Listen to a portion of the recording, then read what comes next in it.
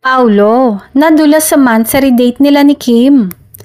Kilig to the max ang maraming fans ngayon sa rumored celebrity couple na sina Kim Chiu at Paolo Avellino.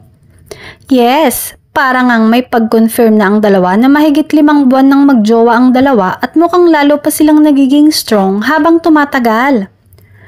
Sa Instagram, ibinandera ni Paolo ang super sweet picture nila ni Kim at tila may date na nakalagay.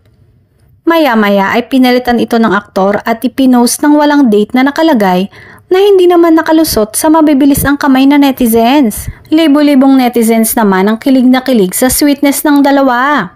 Samantala, dahil muling magkakasama sa movie ay mas madalas silang magkita ngayon at magsasama.